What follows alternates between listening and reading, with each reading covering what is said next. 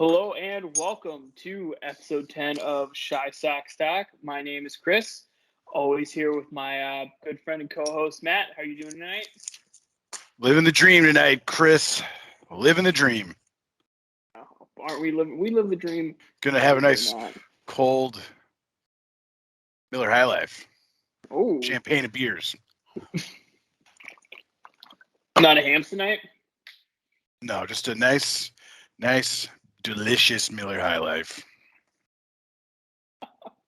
Well, while you enjoy your Miller High Life, I got two questions to kick it off. First one is from our listener Lucas. Saw your post today on Instagram about Ukulele Cespedes. What would you trade him for, and how would he fit into a trade? I mean, as far as kind of trading him, I don't think the White Sox are looking to move him anytime soon. I think he's a piece that they're kind of going to try and develop through the system and have him kind of fill a spot in the majors. I don't think you would get much for him right now because no one's even seen him in the minors. So I think I don't think they're planning on trading him anytime soon. Yeah, I mean, I agree with that. If he does get traded, I think it'll be if he gets like AAA or even like a major league stint. I'm still in this school of thought that he probably won't be a long-time White Sox player, especially with if Oscar Colas kind of really pans out. Seeing they're kind of in the same age, they play the same position, kind of same ETA, and I'm assuming, Eloy and Luis are going to be filling the other two spots in the outfield when they come up. So if they trade him, it probably wouldn't be until like a AAA, maybe major stint, and at that point in time, I mean, that's could be in a year or two. So I'm not really sure what they would what that move would even be at that point. Yeah, really, the only way I would see him getting moved anytime in the near future would be is if they get desperate and can't get anyone to fill second base or right field this offseason. Like maybe he's going to be like a lottery ticket that they throw in to sweeten the pot. But as of right now, I think he's kind of going to be in this farm system for a couple of years. Yeah. And we have our second question here from Jonathan. The White Sox desperately need to fill the fifth pitching slot on the team. Who will it be? I hope it's not Dallas. I'll kind of fire away this one first. I actually think there's a good shot we see Carlos Rodon come back and fill that fifth hole. Obviously he wasn't a part of the frenzy before the lockout happened, and I just don't. I think the White Sox know him better than most clubs do. Obviously, they're around, his injury growth and everything like that. And it's not like he was bad before this season. Like, he was always really good. He just couldn't stay healthy. So I actually think there's a good shot of him coming back from the south side and taking that fifth slot. Up. I'm going to agree with you on that, just because with the kind of lockout shortening the off-season window for people to kind of kick the tires on him, it could be just like last year where they're going to get another 1-year contract out of him. I don't think he'll sign long-term with anyone because I don't think he's going to get as much as he wants because he's never shown the longevity that you need as a starting pitcher. So I can see him coming back. I'd be happy if he came back. If he's not the fifth guy, I think you might see someone come up from the minors, like as opposed to them signing a fifth starter, like maybe a guy like Jimmy Lambert, they might give a shot, or Jonathan Stevier. Those two guys. Jimmy Lambert was pretty good when he came up originally. Yeah, I think he only had a couple good games, but he had Tommy John, but he looked like he could stick. So I'd like to see what Jimmy Lambert could do. I mean, they could do that, or even Raylo. You might see Ronaldo Lopez, slide on that 5-hole and then completely slipped my mind. Ronaldo Lopez. That's also a total possibility. Even though he was kind of really good coming out of the pen, I think that's another guy you might be able to look at there. Yeah, and they'll probably throw Dallas out of the pen. But depending on what they do with the CBA, which is tonight's main topic, if there's spending floor, you might see Dallas shipped off to a team. So, as everybody's aware, this week the players and owners finally met for 2 days in a row, making some progress, and we're kind of just going to go down the list here and kind of talk about it. Hopefully, we see some baseball. I think early reports are that there are some people that think it's a done deal, and then there's some people that are saying, the owners are willing to miss games. So first things first, interested to hear what you think about this, Matt. A bonus pool for the players who aren't in arbitration years yet, top 30 WAR. So non-arbitration guys, your top 30 WAR, get a bonus pool for those players as a way to combat, service time manipulation, late free agency, all that kind of good stuff. I'm all for anything that gets the players paid faster, because I think the system's pretty unfair for them currently. I mean, there's guys who are 20 round pick, and their signing bonus is like $5,000, and they're a Major League Baseball player. They should be getting paid like a Major League Baseball player. They're basically really kind of it's really unfair to kind of younger players currently.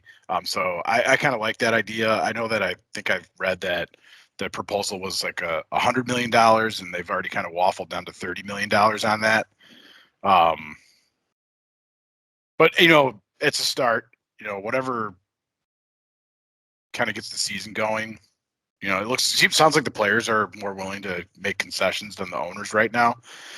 So we'll kind of see what happens with that. But I like that idea. I think that kind of solves a little bit of the issues that come up with that service time manipulation. Yeah. So, of course, the players wanted like $100 million, $105 million pool.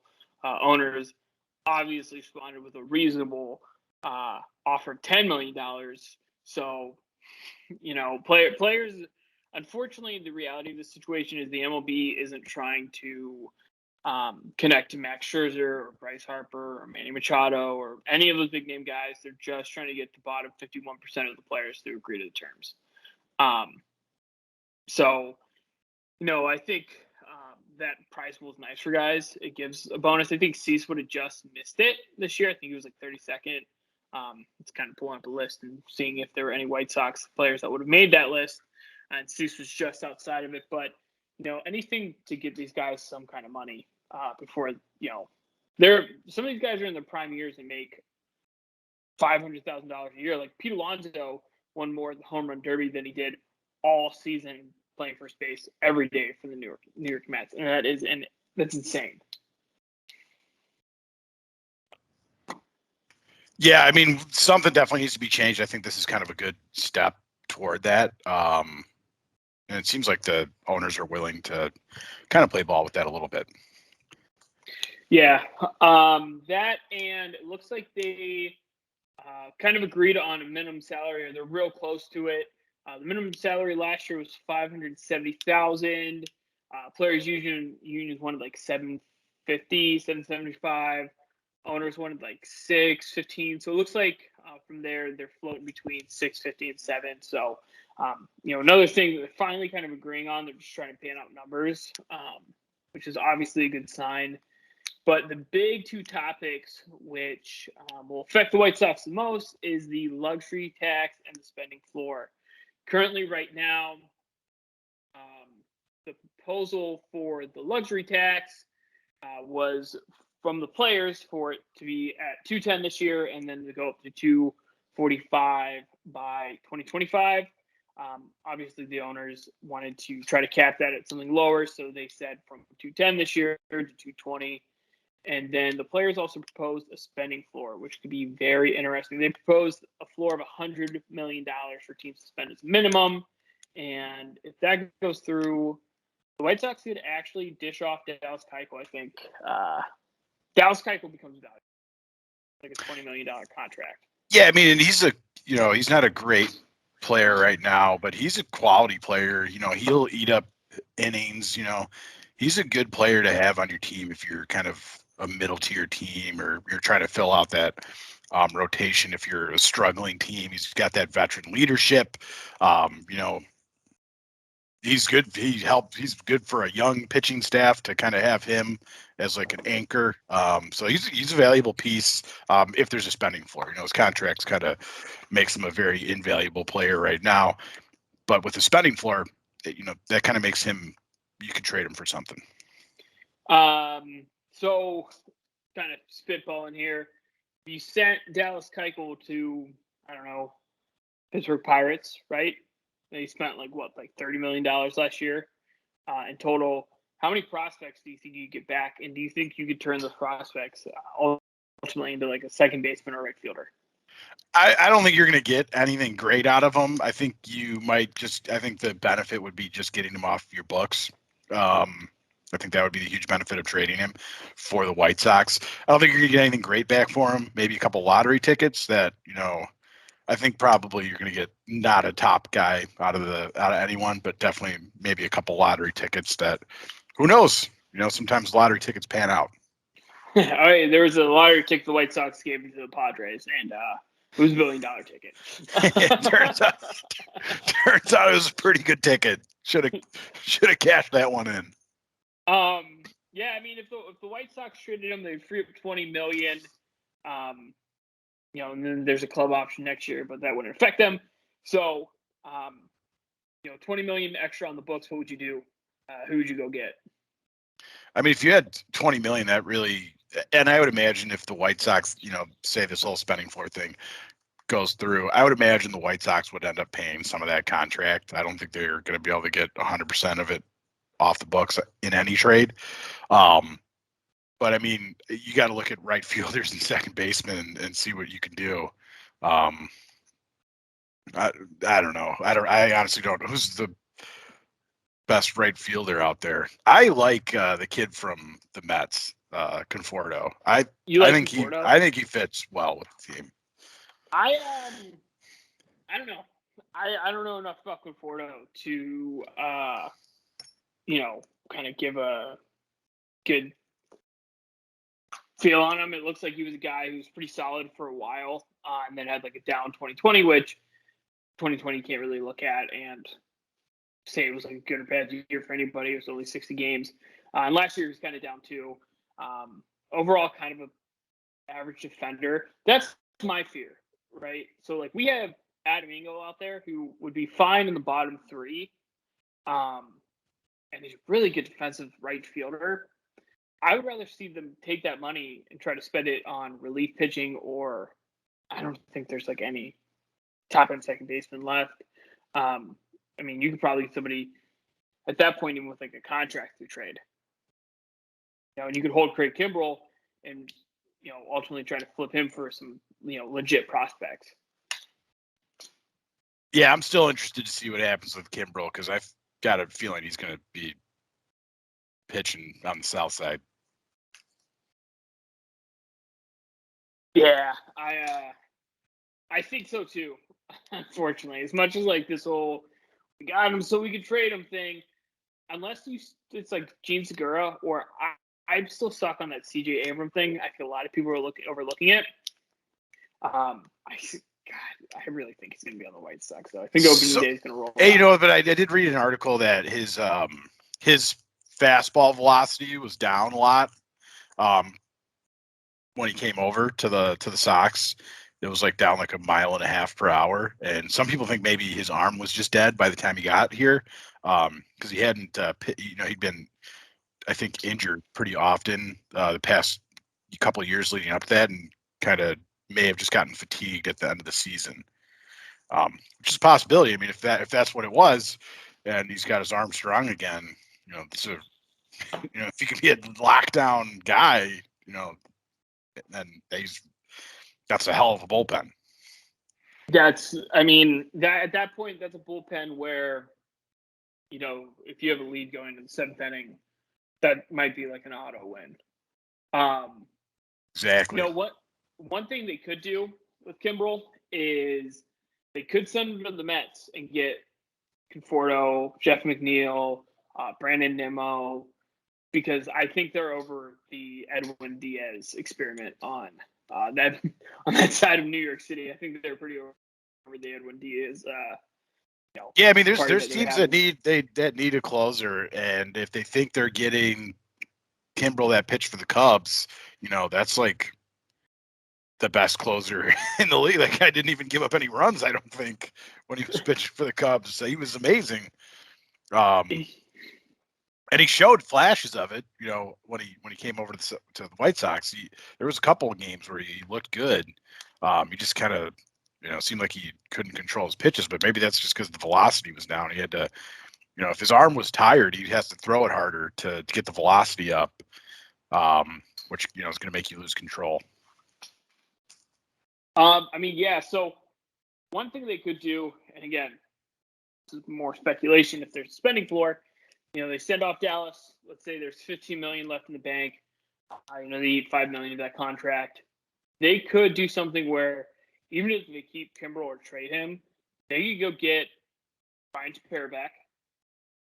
They could get like a Kyle Schwarber in right field, or even as a DH, and then use Gavin Sheets as a trade piece to go get a really good second baseman and kind of round out that. As much as I love Gavin Sheets, you're in a World Series window, and we have 10,000 guys who can play first and right and DH on this lineup right now. Yeah, I mean, if the trade comes and you want to move him and you think that's going to, kind of like how they traded Madrigal for Craig Kimbrel, they thought that's a World Series move.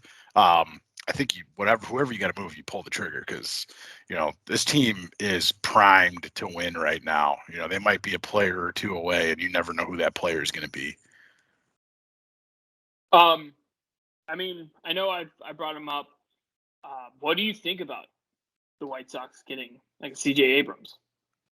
I don't remember who CJ Abrams is. So he's the top prospect for the Padres. They currently don't have a closer, and his ETA was 2022, but he's blocked everywhere. He plays second, he plays short, and he plays third. And the last time I checked, Padres had a really good rookie second baseman, Fernando Tatis Jr. at short, which you're not going to move that guy, and Manny Machado at third. So, and all three of those guys are like guys that are going to be there not for like a year or two. Right, they traded for Adam Frazier, right, to be their second baseman. They traded Adam Frazier away this offseason for reliever from Seattle. Adam Frazier is now in Seattle. But they got Jake Cronenworth at second right now. And he was a rookie last year, and he was a stud. And CJ Abrams was supposed to be their second baseman this year. Coming into this season. He's very Nick Madrigal-esque. Like short guy, real quick, doesn't strike out a lot. But really good at fielding. He's not going to commit 3 errors in a playoff series against the Oakland A's like Nick Madrigal did. Yeah, I mean, I would make that. I think I would make that trade if they wanted to do that. I don't know if they value Kimbrel that much, but I would do that in a heartbeat. I mean, they don't have a closer currently. Mark Melanson went and retired in Arizona and is going to drink cocktails in the bullpen out there because Arizona doesn't lead in games in the 9th inning. So he's just hanging out for a season. But, they could make that move. And if that includes giving up Gavin Sheets and then the White Sox go and sign like Kyle Schwarber or, even I guess Mike Conforto could, DH or just play like right field every day and have like a split DH between Vaughn and Adam Engel. That is, see ya, Gavin Sheets. I hope you like San Diego. I hope it's a really cool city because also in the CBA, the universal DH was agreed upon. And is that an agree? Did they agree on that? Yeah. That, and they agreed on expanding the playoffs, but right now it's between 14 teams and 12 teams. Personally, I kind of want to see the 14. I'm all for any sort of playoff expansion, and universal DH is great. But it's about time.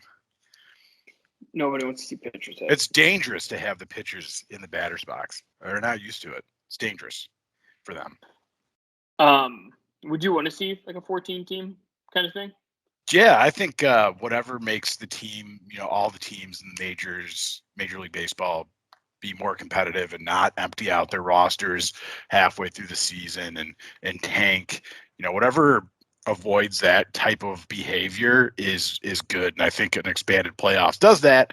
Because if you're kind of a middle tier team, you can make the playoffs. And, once, we've seen it time and time again in Major League Baseball, not always the best team do they win the World Series.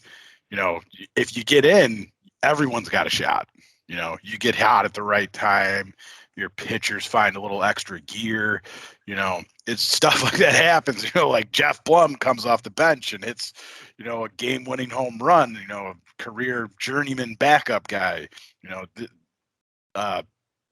was the kid in Atlanta from the Cubs, Jorge Solaire.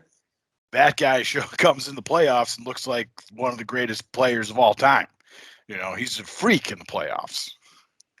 Him and Jack Pedersen are. Yeah, Jack They do Jack not Pedersen, do anything dude. during the regular season. All they do is just hit absolute tanks in the playoffs, and it is insane. Atlanta is, and anybody who says, "Oh, you have to have a winning record against winning teams," Atlanta had the worst record going to the playoffs against winning teams this year, and they just got hot, and their pitchers couldn't get hit.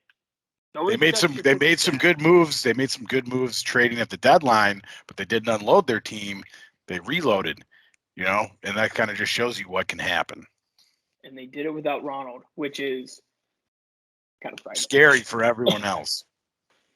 And then there was one more interesting thing here in the CBA that is more of an underlining thing and kind of ties in with something in the city I'm currently living in.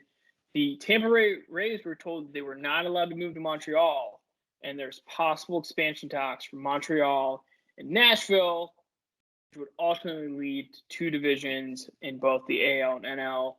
Assumingly, the Sox would be in the West, just kind of based off geography, because they split the Central. Guardians and Tigers would be, in the East, Sox in the West. What do you think about that? 32-team league, 16 in each. I kind of like the way it's set up right now, but if you're adding teams into that, you kind of just have to do what will make sense. I'm interested to see kind of how expansion works. It seems like the talent pool is pretty shallow for Major League Baseball currently. I think adding more teams is, I don't know if that's the best idea, but some of these, I don't know if it's on purpose or not, but it seems like a lot of these teams have trouble getting 9 hitters and 9 fielders together, every year. I think some teams it is on purpose. Like a guy named Bob Nutting who owns the Pittsburgh Pirates. It's on purpose. Okay. Baltimore Orioles, purpose. The thing with like low market teams, Tampa Bay figured it out. They don't even play in Tampa Bay. They play like an hour outside of the city, and nobody goes to the games. And they figured out whatever they need to figure out to win baseball games with their small budget. Those teams that can't find 9 hitters, though, cheap owners. And if you're too poor to put together a good competitive team, then you're too poor to own an MLB team. Sorry, I don't feel bad for you. I agree with that statement. I just with 32 with 2 extra teams, I don't know, it's gonna be tough. Do you think that affects, let's say, there's just the example in the article I read was that would be in like 2025 when the expansion teams are in, and it's split. If the White Sox are in the West, how much does that change the actual layout of their World Series window from 2025 forward? I think it changes a lot because when you're in a division, you kind of build your team to win the division, and that's kind of how the White Sox are built right now. But I think a lot of teams kind of build their teams the same way. But if the layout of the league changed, it kind of changes your calculus for everything. So I'm hoping that if with expansion, that's years away. You can do it like in 5 years, 6 years. Let's think about it. But I say keep the league the way it is right now. Like 2035. Yeah. Maybe after a World Series run, you go ahead and do it. But until then, just let's leave it how it is. I mean, I agree. I think if you went into a division and all of a sudden you were at the Astros and the Mariners and who else out there? Oakland. I feel like I'm forgetting a contender out west. Yeah, I mean, the Mariners every once in a while look like they might pull it together. Yeah, I mean, that just that just affects so much because right now with the AL Central, the White Sox, this is the division the White Sox could run for the next 4 to 5 years. 6 You years. hope so. Cross your fingers and knock on wood here.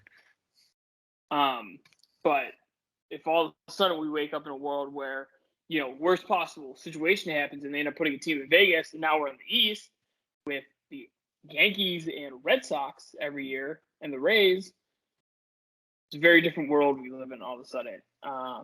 So hopefully, I don't hate the expansion thing though, but I would like for them to keep some kind of central division, maybe like the NFL, 4 divisions of 4 in each league. Don't hate that. Cool. Don't hate that at all. We'll just trick it up. We'll take the Orioles, the Pirates. Who else? And the Angels, because they pay everybody, but they always suck. So we'll take those 2 teams in our division. Everybody else can figure it out. It'll be like the nation division. And then we'll take the expansion Nashville team also. Yeah, we'll also take the expansion Nashville team. And, we'll just call it a day. That's fair for everybody, I think. So that's what I'm looking for. But hopefully this lockout ends soon. I know we're all itching for baseball. One prediction or one wish that you'd want between lockout ending and spring training for the White Sox? My prediction is by the I think the lockout will be over in 2 weeks. That's my prediction. 2 weeks? Yeah. I think. And your wish list player?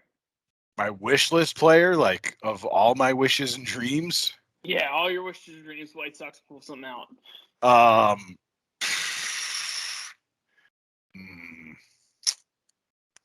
Who do I want?